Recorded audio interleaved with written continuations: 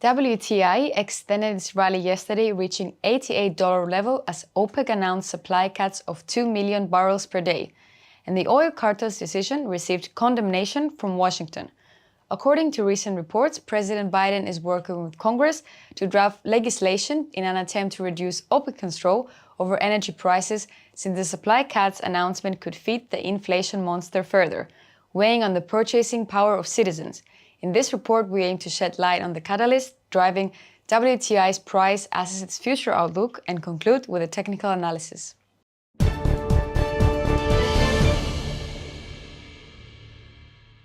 The collective decision for output reductions by OPEC and the allied producers raised concerns across the markets for a worsening inflationary problem, as the world economy continues to grapple with an already deepening energy crisis. Even though the announcement pointed to cuts by a whopping 2 million barrels per day, roughly accounting for 2% of global production, the actual figure is estimated to fall closer to 1 million barrels per day, as many members are already facing problems meeting their output targets. Nonetheless, the message is clear. In recent months, OPEC officials have been pointing towards a divergence from oil fundamentals and market prices, stating that the organization has an obligation to maintain an equilibrium.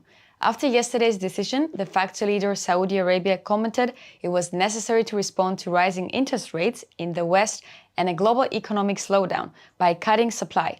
The recent move by the cartel was challenged and described a jeopardizing move against the US by the Saudis, putting oil price above the long-standing relationship of the two countries.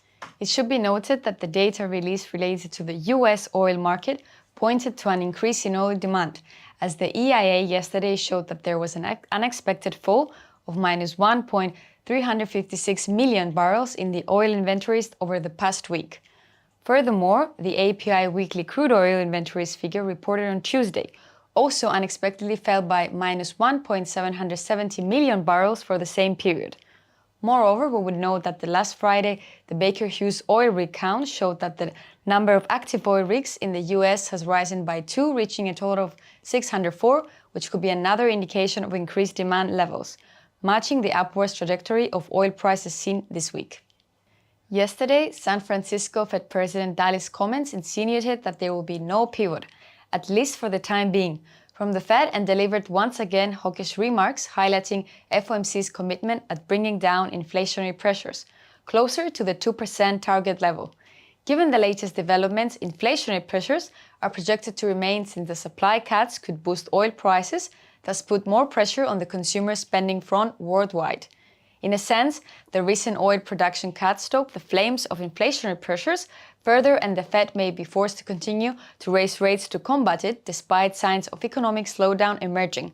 That could tip the US economy into recession sooner rather than later. Thank you for watching.